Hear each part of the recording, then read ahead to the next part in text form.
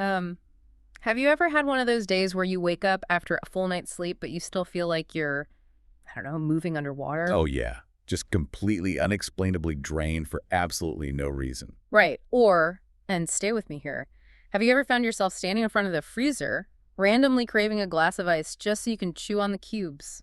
It sounds like a strange combination, but those two things are actually intimately connected. Yeah, we tend to brush off that kind of deep fatigue as just a side effect of modern life, you know? Yeah. We drink more coffee, we try to force ourselves to go to bed earlier. Assuming we're just burnt out. Exactly. But sometimes that exhaustion or those bizarre cravings are actually your body's way of frantically waving a red flag. Today, we're taking a deep dive into anemia. And we should clarify, this isn't just about being tired. No, not at all.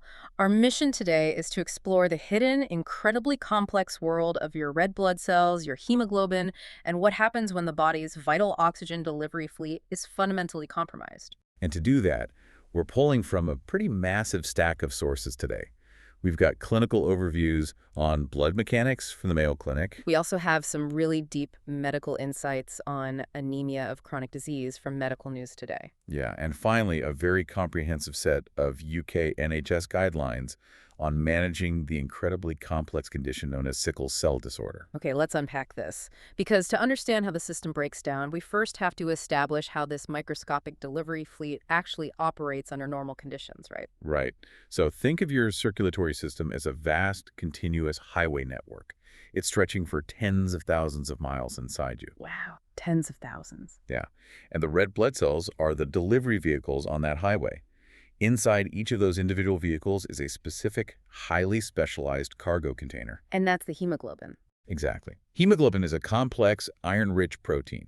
Its sole biological purpose is to bind to oxygen molecules in your lungs, hold onto them tightly as the cell navigates the bloodstream, and then release that oxygen exactly where your tissues, muscles, and organs need it most. And then it just turns around and picks up the waste product, right? Carbon dioxide. You got it. It carries the carbon dioxide back out to the lungs. So it's this incredibly delicate, continuous balancing act. If you don't have enough vehicles on the road, or if those cargo containers are physically faulty, the oxygen simply doesn't arrive.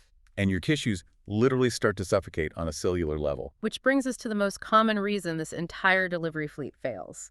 A simple lack of raw materials. Right, which we know as iron deficiency anemia, or IDA.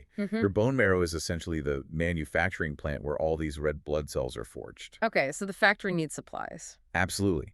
To build that functional hemoglobin cargo container, the marrow absolutely requires an uninterrupted supply of iron, along with folate. And vitamin B12, right? Yeah, exactly. And if your iron stores drop, the factory cannot magically substitute another material.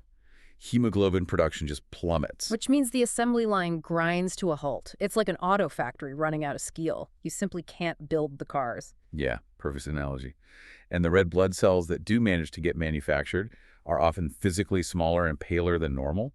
They're effectively useless for heavy oxygen transport. And that's when you see those classic symptoms the Mayo Clinic outlines, right? The profound tiredness, physical weakness, Shortness of breath after minor exertion, yeah. pale skin, and freezing cold hands and feet because the peripheral circulation is basically being starved. But beyond the classic signs, there are highly unusual symptoms, the ones you really wouldn't intuitively link to your blood. Oh, right. The clinical data points to severe cases causing brittle spoon-shaped nails or suddenly developing restless leg syndrome at night. And then there's that symptom you mentioned at the start, pica. Pica is wild. I mean, it's the intense neurological craving to eat completely non-nutritive, non-food items. I was reading that the most common manifestation in adults is pagophagia, which is the craving for ice. People will literally sit there and chew through entire trays of ice cubes. Right, but it also manifests as cravings for dirt or clay or even paper. Which is just bizarre. Why dirt? Well, the underlying biological mechanism of why systemic iron depletion triggers a craving for dirt is this fascinating neurological misfire. Science is honestly still trying to fully map it out. Like an evolutionary drive gone wrong. Exactly. The body knows it is critically deficient in a trace mineral, so the brain sends an overwhelming, compulsive signal to forage for earth or minerals, just hoping to accidentally ingest the missing iron. Wow. And with the ice? With ice, some clinical theories suggest the intense chewing might temporarily increase blood flow to the brain, which kind of combats the sluggishness of the anemia. That makes sense. But wait, is this always just because someone isn't eating enough spinach or steak? I mean, we always hear it framed as a diet issue. Yeah, that's the immediate, almost reflexive assumption. You hear, oh, you need to eat more red meat. It frames the condition as a lifestyle failure. Right. But looking at the clinical overviews, diet is often just the tip of the iceberg. Relying solely on diet to explain anemia is a massive oversimplification. Even though diet matters, obviously. Of course, dietary intake is absolutely a factor, especially for vegans, vegetarians, or young children experiencing rapid growth spurts. They need high volumes of iron. But the primary thief of the body's iron stores is usually hidden, chronic blood loss. Because every drop of blood has iron in it. Exactly. Every single drop contains a significant amount of iron. So if you are losing blood faster than your daily dietary intake can physically replace it, your storage tanks will eventually run dry. So, using our factory analogy, it's not that the supply truck stopped bringing in steel, it's that someone is quietly stealing the finished delivery vehicles right off the factory lot, day after day, until the company goes bankrupt. That is exactly it. And that theft is often completely invisible to the patient. Right. The Mayo Clinic notes that heavy menstrual periods are a very common cause. But there are much sneakier culprits, too. Definitely. A bleeding peptic ulcer in the stomach or a benign polyp in the colon can slowly seep blood into the digestive tract for months. And what about over-the-counter pain relievers? I read that daily aspirin use can do it. Yeah, daily aspirin or ibuprofen can degrade the protective lining of the stomach and cause constant gastrointestinal microbleeding. You might never see a single drop of blood, but your microscopic iron reserves are quietly draining away. It completely reframes iron deficiency from being a simple diet issue to being an urgent check engine light for a much larger leak somewhere else. Exactly. But what happens if the factory has plenty of raw materials, there are absolutely no leaks, but the internal management suddenly decides to shut the assembly line down anyway? Well, if idea is a supply chain issue caused by missing materials, anemia of chronic disease, or ACD, is like an internal factory strike triggered by management. Right. I was reading the medical news today breakdown on this, and the chemical sabotage involved blew my mind. What's fascinating here is how chronic diseases fundamentally alter the immune system. We're talking about conditions like lupus, rheumatoid arthritis, kidney disease, or even cancer. Right. They create this ongoing systemic inflammation. Yes.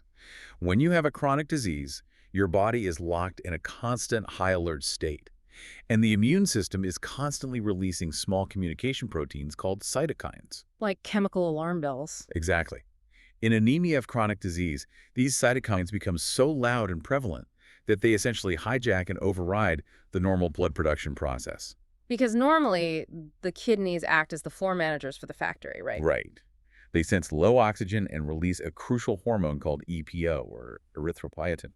That travels to the bone marrow and signals the factory to ramp up red blood cell production. But the cytokines block that. They actively suppress that EPO signal. The kidney struggles to produce it, and what little is produced is completely ignored by the bone marrow because the inflammatory noise is just too loud. So the factory never gets the work order. Nope. Production naturally slows down.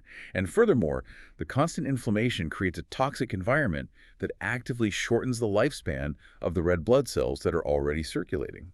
So they're dying off faster than the crippled factory can replace them. Exactly.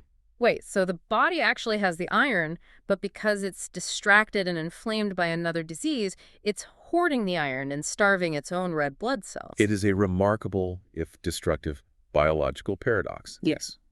The inflammatory cytokines trigger the liver to produce a hormone that essentially locks the doors on the body's iron warehouses. That is so sneaky. Why would the body do that to itself? From an evolutionary standpoint, it was likely a brilliant defense mechanism. Many invading bacteria and pathogens require iron to multiply and thrive. Oh, I see. So by sweeping all the iron out of the blood and hiding it in the tissues, the body's trying to starve out a suspected infection. But in the case of a chronic autoimmune disease like lupus or rheumatoid arthritis, there is no bacterial invader. Right, the immune system is just confused. It's running an outdated defense protocol and effectively starving its own oxygen delivery fleet instead. And the primary disease just completely masks the symptoms of this specific anemia, right? A patient assumes they're just exhausted from their arthritis. Exactly, which makes diagnosing it incredibly tricky. A standard blood test might show low iron in the bloodstream, perfectly mimicking a simple dietary deficiency. So they take iron supplements, but it doesn't work. Because the body has deliberately shut down iron transport. Only a deeper clinical test looking at ferritin, which is the protein that stores iron inside the cells, will reveal that the body's hidden warehouses are actually stuffed to the ceiling. Wow. Okay, so we've looked at low supplies and we've looked at an intentional factory shutdown. Here's where it gets really interesting. Like, shift to the UK NHS guidelines. Oh, yes. What happens if the factory builds the delivery vehicles, but they have a devastating architectural flaw? Now we are entering the territory of sickle cell disorder. Yeah. And this is entirely distinct from the other anemias.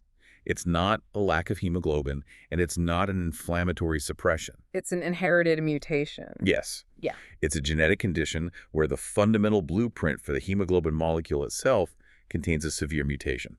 And to be clear on the genetics, you have to inherit the mutated gene from both parents to have the full disorder. Right. If you only inherit it from one parent, you have sickle cell trait, which usually presents no symptoms. And how does that mutation actually affect the cell? Because normally a red blood cell is like a flexible little biconcave disc, right? Like a donut without the hole fully punched out. Exactly. That shape lets them bend and fold to squeeze through tiny microscopic capillaries. But in sickle cell disorder, when the mutated hemoglobin is exposed to low oxygen, it distorts. It crystallizes, basically. Yes. Once they release their oxygen, these proteins physically latch onto each other, forming long, rigid chains inside the cell. It warps the red blood cell from a soft disc into a stiff, sticky crescent shape. A sickle shape. Right, exactly like a farmer's sickle. Which sounds like a nightmare for navigating blood vessels. It leads to a catastrophic internal traffic jam.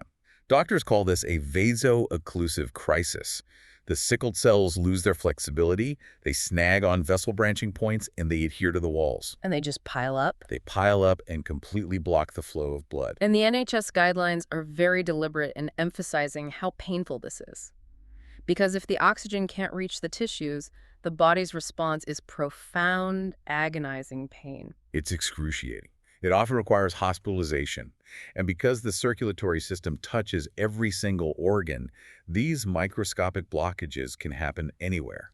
It triggers a severe multi-system cascade. Yeah, I was reading about acute chest syndrome. That mimics severe pneumonia, right? Spiking fevers, chest pain, falling oxygen. Yes, and it's a leading cause of death for adults with this disorder. The sickling targets the delicate blood vessels in the lungs, creating a deadly downward spiral that can lead to complete respiratory failure. And the brain is highly susceptible, too. Very. The guidelines detail catastrophic strokes, but even more insidious are silent strokes. Microclots that briefly block tiny vessels in the brain, slowly degrading cognitive function over years. Not to mention a vascular necrosis, where the bone tissue actually suffocates and dies, and priapism as well. The structural damage is just immense. And what makes it so uniquely difficult to manage is the unpredictability. Any minor physiological stressor, cold, stress, mild dehydration, or catching a simple infection can trigger a massive sickling event. So how does modern medicine fix these wildly different failures of the blood? We've mapped out empty iron reserves, inflammatory sabotage, and genetic shapeshifters. They require completely different medical approaches. For iron deficiency anemia, it's about stopping the hidden bleeding and replenishing the iron. Right, but the Mayo Clinic mentions pairing iron supplements specifically with vitamin C, like citrus or broccoli. Yes, taking an iron supplement on its own is highly inefficient. The human gut struggles to absorb heavy metals, but vitamin C chemically reduces the iron from a ferric state to a ferrous state. So it literally changes the molecular structure to boost absorption. Exactly. It's a simple, elegant hack. But for anemia of chronic disease, throwing more iron at it is pointless. The fix there is treating the underlying inflammatory disease, right? Right. You bypass the blood entirely and attack the root cause to silence the cytokine alarm bells. But sickle cell disorder requires an entirely different magnitude of intervention. The NHS mandates these strict act now principles during a crisis. Yes, the urgency is paramount. The priorities are analgesia, strong pain relief within 30 minutes, aggressive intravenous hydration, and oxygen support. And for life-threatening complications, there's a heavy reliance on blood transfusions, specifically automated red cell exchange, or ARCE. Right. That involves an apheresis machine that literally pulls the patient's sickled blood out of one arm, physically separates the defective cells, and pumps perfectly healthy donor blood back into the other arm. It's incredible. It is, but this raises an important question: the paradox of life-saving transfusions. Because of the iron, Every unit of donor blood contains roughly 200 milligrams of iron, right? Exactly. Yeah. And the human body has absolutely no natural biological mechanism to excrete excess iron. Over time, these transfusions cause toxic iron overload in the liver and heart. Which requires complex iron chelation therapy to strip the excess iron out of the patient's body. It's a relentless, daily tightrope walk. But there is a drug, hydroxycarbamide. When I dug into how this works, I was floored. You mentioned fetal hemoglobin, or HbF, which we all had as babies. Right. Fetal hemoglobin physically cannot sickle. It doesn't have the mutation. But shortly after birth, our genetics turn off the fetal factory and turn on the adult factory. Wait, so we are essentially hacking the body's genetics, forcing it to dust off its old baby blueprints to build a delivery fleet that actually works. That is exactly what hydroxycarbamide does. It chemically reaches into the bone marrow, throws that developmental switch in reverse, and floods the cells with healthy fetal hemoglobin. That is staggering. So, what does this all mean? We started by talking about unexplainable fatigue and craving ice, but we've uncovered this incredibly complex logistical system. It just reveals how interconnected our biology is. Anemia isn't a single disease. It's a symptom of a highly complex system failing. Right, whether from a lack of iron, inflammatory sabotage, or a genetic shape-shifting flaw, it reminds you that your blood is a miraculous, delicate balancing act. Absolutely. And if you are feeling unexplainable fatigue or strange cravings, it's your body's check engine light turning on. Don't ignore it. And, it leaves us with a truly profound thought for the future. Sickle cell disorder triggers a devastating physical transformation based entirely on its oxygen environment. Right. If a drug like hydroxycarbamide can trick the body into reverting to fetal hemoglobin to survive, could the future of medicine lie in finding a permanent genetic switch? Like with CRISPR or gene editing. Exactly. To turn fetal hemoglobin back on forever, effectively curing the disease by tricking our own biology. That is an incredible thought to end on. Thank you for joining us as we unpacked the hidden mechanics of our own blood. So the next time you feel tired or reach for a glass of ice, remember the absolute miracle of engineering happening inside you right now. Thanks for exploring this deep dive with us.